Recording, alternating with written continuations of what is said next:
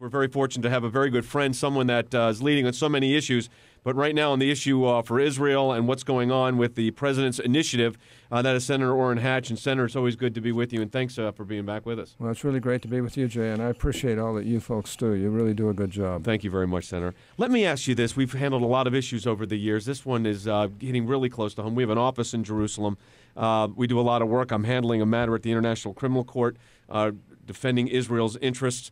But this is a whole new dimension. First, your reaction when the president made the statement about the 1967 borders, returning to those borders. When I heard that statement, I was absolutely astounded. I couldn't believe that a president of the United States would make a comment like that, knowing that the Palestinians have never even come close to accepting the right of Israel to exist, and knowing that they've never offered one doggone thing as far as peace is concerned, and that he is basically saying, or he basically said, that Israel should cede land without any basis for saying that, and putting Israel, it would put Israel in a tremendously defensive position, and vulnerable position. I had a rough time believing it. I thought, am I hearing right here? You know, it was interesting you say that, because we actually have in our office in Jerusalem, a couple of our lawyers from here are over in Jerusalem right now, and they, Israeli Air Force personnel flew them over border areas to show what the borders would look like if you went to the pre-67 borders, and what things would look like. You've got portions of Israel that would be 9 miles wide. Well, I mean, defenseless. It'd be a blip on an airplane. In fact, it's a blip in a car.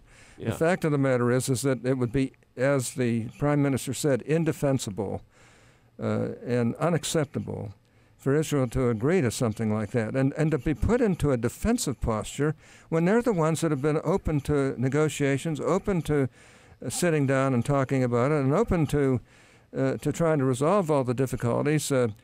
And the other side has not even recognized the right to exist. Now, there are good Palestinians who would like to do that. And they're the people who really you ought to be negotiating with, not with, we ought to be negotiating with as well, and not Hamas.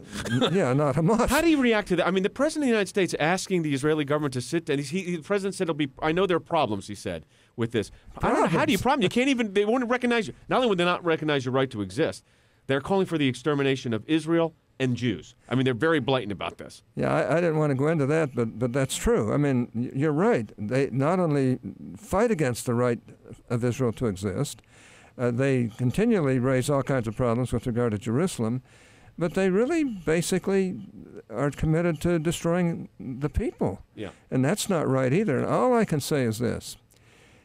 I was astounded that an American president would do that. Now, to the president's credit, he's been backpedaling ever since, and I appreciate that. I'm willing to give him the benefit of the doubt. Well, that's because people like you and others are putting pressure on him. Well, that's right. But personally, how could any president of the United States do that to one of our most important allies in the world?